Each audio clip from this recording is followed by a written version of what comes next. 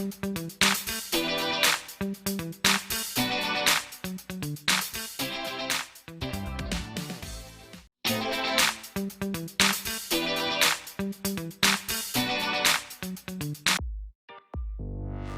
YouTube, perkenalkan saya Muhammad Irfan Muhammad yang 11.18.5 dari program studi informatik Institut Teknologi Kalimantan. Pada video kali ini saya akan menjelaskan beberapa hal penting yang ada pada jaringan komputer. Yang pertama, ada pun yang Anda tidak bahas di video ini, yaitu IP dan network.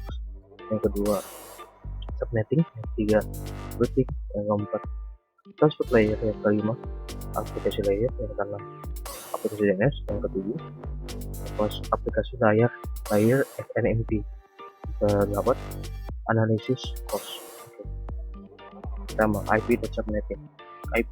IP singkatan dari Internet Address.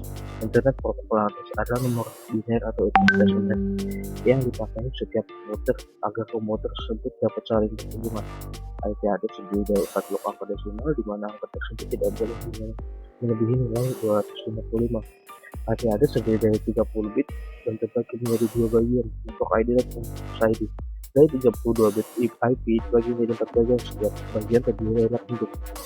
Seperti pada foto berikut ini, ada 32 bit yang dibagi jadi 4 bagian, dan setiap bagian ada 4 bit, yang dimana dari nilai desimal berubah ke nilai biner.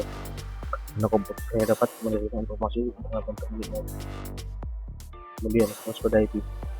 Kelas pada IP ada terdiri dari 5 kelas A, B, C, dan D. Dari gambar berikut ini, untuk kelas D lebih baik digunakan pada multicasting, dan IP kelas E baik digunakan untuk IETF untuk riset.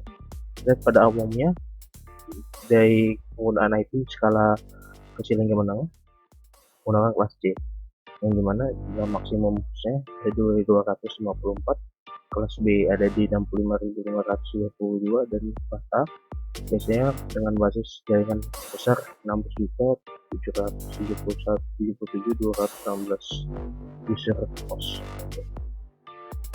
Selanjutnya berikut ada prefix. Prefix sendiri itu menunjuk bahwa bit dari sebuah IP address yang menentukan merupakan porsi network ID. Jadi di sini penggunaan pada prefix tergantung pada kelasnya masing-masing.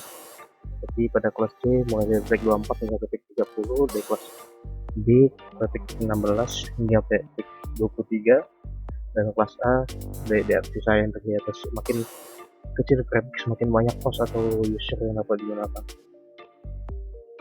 Kemudian network adalah istilah topologi informasi yang membedakan network ID dan host ID, atau sebagai penentu porsi network ID dan host ID berdasarkan kode biner.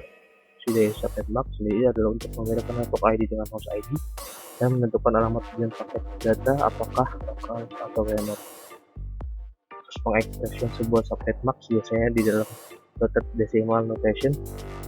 Subnetwork sama seperti prefix notasi network, prefix juga dikenal dengan sebutan notasi kelas interdomain, si IEDL. Nilai bit yang ada di subnetwork didefinisikan oleh RFC 950 sebagai berikut. Semua bit yang ditujukan agar digunakan oleh network identifier diset ke nilai 1. Semua bit yang ditujukan agar digunakan oleh host identifier diset ke nilai 0. Nah, berikut. Jadi penggunaan prefix dan subnetwork itu berkaitan untuk tentang jumlah host yang bisa digunakan. Kemudian ada network address, broadcast address, dan loopback address. Network ID di sini yaitu network address identitas dari suatu kelompok IP address atau subnet. Network ID merupakan bagian dari IP address yang menunjukkan letak network atau jaringan dari suatu IP address. Dan network ID tergantung dari IP address yang diberikan ke komputer. Kemudian ada host ID adalah IP address yang dapat dipasang ke sebuah perangkat jaringan seperti komputer dan router agar dapat saling terkoneksi. Host IP ini sifatnya unik dalam artian dalam sebuah network tidak boleh ada host IP yang sama. Broadcast address jenis IP ini yang digunakan untuk mengirim data ke semua host yang masih berada dalam suatu network. Broadcast address adalah IP terakhir dalam sebuah IP subnet IP. Kemudian loopback ini alamat IP yang dialokasikan software untuk mengakses sendiri. Objek address tidak mewakili hardware yang tidak terkoneksi dengan suatu network yang digunakan untuk menjalankan aplikasi secara lokal dalam host yang bersangkutan.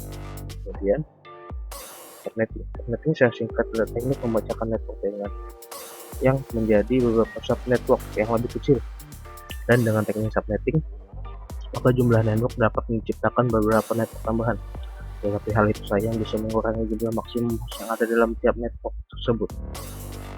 Oke, contoh analoginya, ibaratkan jalan bernama Gatot Subroto terdiri beberapa rumah bernomor 01 sampai 08. Dengan rumah nomor 8, rumah ketua RT yang memiliki tugas mengumumkan informasi apapun pada seluruh rumah di wilayah Jalan Gatot Subroto.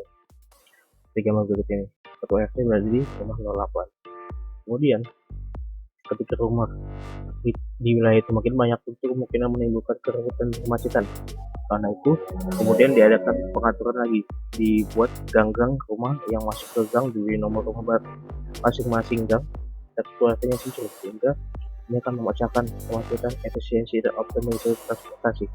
Setiap gang memiliki privilege sendiri dalam mengelola wilayah baru seperti di bawah ini. Kemudian contoh analogi jalan Gatot Subroto dengan rumah di sekitarnya dapat diterapkan untuk jaringan, seperti network address dianggap sebagai nama jalan, host address sebagai nomor rumah, sedangkan ketua RT sebagai broadcast address. Diibaratkan 192.168.1.255 yang bertugas mengirimkan message ke semua host yang ada di network tersebut. Jadi gambar berikut ini. Kemudian masih mengikuti analogi jalan di atas, kita terapkan ke subnetting. Jaringan adalah seperti gambar di bawah ini, yang subnet masing-masing subnet memiliki host address dan broadcast address masing-masing. Jadi broadcast tersebut sebagai ketua RT di masing-masing gang. Kemudian kita masuk ke routing.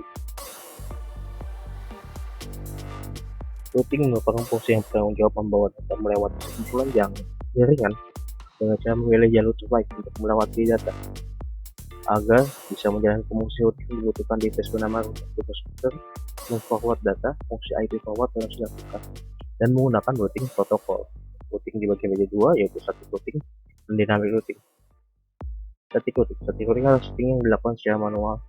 Kalau dia static routing sendiri, setiap jaringan yang akan dikonfigurasi harus dikonfigurasi satu persatu oleh administrator jaringan. Kelebihan static routing adalah lebih aman sebab tidak membutuhkan sumber daya yang besar.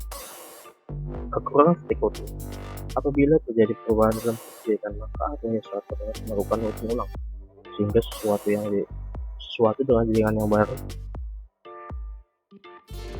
Kemudian static routing, nah begini gambar dari static routing, dimana jika Anda mau mengonekkan dari laptop satu ke laptop 2, dari router satu itu satu jalur yang diinginkan. Seperti pada laptop dia ingin routing ke sini, dia harus melewati routing ke 2.2 dan 2.3, dan juga pada R2 sebaliknya dia harus merouting 2.1 di sini dan 3.2. Dan untuk yang bridge artinya direct langsung tidak perlu di routing. Ini dynamic routing adalah routing yang bekerja menggunakan protokol routing dan memiliki algoritma dalam menentukan jalur. Kelebihan dynamic routing: apabila terjadi perubahan dalam suatu jaringan, maka protokol routing akan secara otomatis melakukan routing ulang sehingga dapat menyesuaikan dalam keadaan jaringan yang baru. Kemudian kekurangan dynamic routing: dynamic routing membutuhkan sumber daya jaringan yang lebih besar seperti CPU dan memori, sehingga semua jaringan dapat menurun apabila CPU dan memori yang digunakan kurang atau sumber dayanya tidak mencukupi. Kemudian bentuk routing protokol. Pertama, routing information protocol RIP, interior gateway routing protocol AGRP, agent interior gateway routing protocol AEGRP, dan open source patch first OSPF. Kemudian kita masuk ke transport layer. Sesuai dengan nama transport layer, jaringan komputer yang menggunakan sebuah lapisan transportasi. Transport layer dapat menggabungkan beberapa koneksi ke dalam jaringan koneksi yang sama. Transport layer bertanggung jawab untuk menyampaikan data ke proses aplikasi yang sesuai pada komputer host. Adapun fungsi dari transport layer: 1. Menerima data dari session layer. Kedua, memecahkan data menjadi bagian-bagian lebih kecil. Ketiga, meneruskan data ke network layer. Yang keempat, memastikan bahwa semua data yang dapat tiba di sisi lain dengan tepat. Yang kelima, mengirim segmen dari suatu host ke host yang lain. Yang keenam, memastikan reliabilitas data. Yang ketujuh, mengatur lalu lintas dari sebuah jaringan. Oke. Kemudian ada selanjutnya peran penting dari transport layer. 1. Service point addressing. Kedua, segmentation and assembly. Ketiga, connection control. Yang keempat, flow control. Yang kelima, error control. Kemudian transmission control atau TCP adalah salah satu jenis protokol yang memungkinkan kumpulan komputer untuk berkomunikasi dan bertukar data di dalam suatu network jaringan. Aplikasi yang menggunakan TCP, WWW atau WebRTC, kemudian WISE, Wide Area Information Service, kemudian fax di internet, kemudian ada UDP, singkatan dari User Datagram Protocol, adalah salah satu protokol lapisan transport TCP atau IP yang menggunakan komunikasi yang tidak andal atau unreliable tanpa connectionless atau antara host dan host dalam jaringan yang menggunakan TCP IP. Aplikasi menggunakan TCP yaitu DNS, SMP, menerima protokol dengan port 9192 dan DNS tadi 53, kemudian TTP dengan port 9 dan RPC port 111. Kemudian kita ada di DNS. Domain system merupakan sistem terbentuk database atribusi yang mengkonversikan nama host mesin atau domain ke alamat IP dan sebaliknya dari alamat IP ke nama host yang disebut dengan reverse mapping.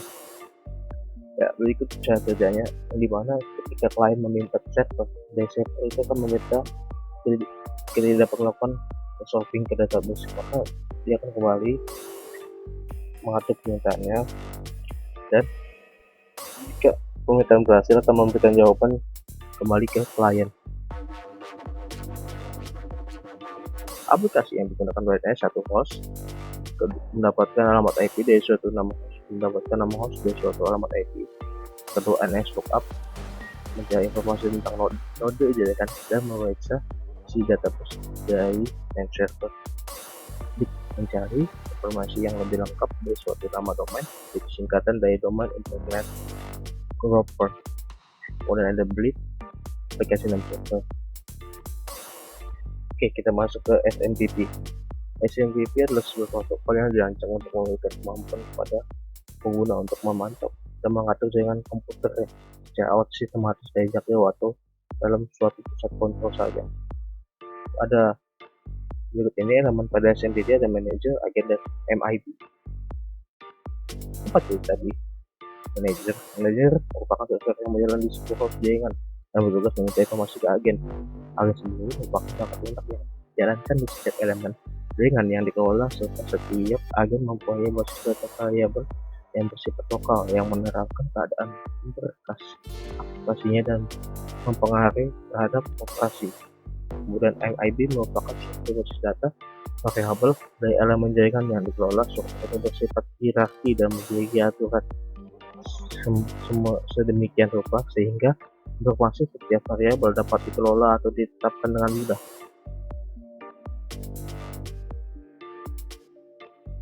Kemudian SMB, ini pesan SMB, pesan atau uraian. Di sini kita dapat melihat get request meminta nilai sebuah variabel, di get request dapat meminta variabel setelah saat itu. Kemudian get request mengambil sebuah table bukan besar. Kemudian set request memperbarui sebuah variabel atau lebih.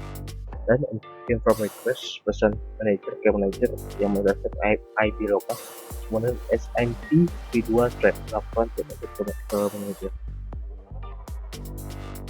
Dan berikut contohnya di SMP proses web oleh SMP ini juga, yang dimana di gambar ini Dari posisi SMP sendiri antara lain dapat analisa manajemen pemrosesan data dan pemrosesan data dan manajemen koleksi data, dan masih banyak lagi seperti yang berikut ini.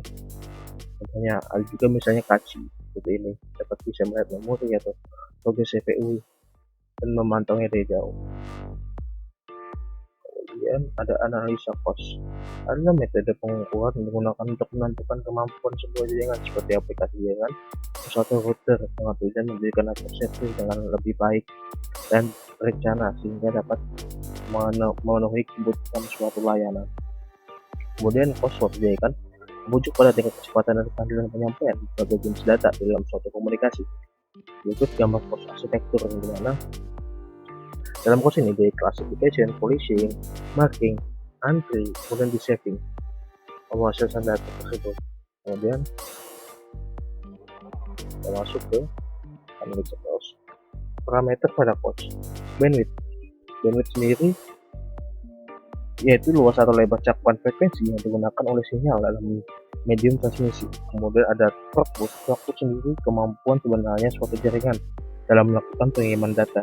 Biasanya throughput selalu dikaitkan dengan bandwidth dalam kondisi sebenarnya bandwidth lebih bersifat fix, sementara throughput sifatnya adalah dinamis tergantung traffic yang sedang terjadi pada jaringan.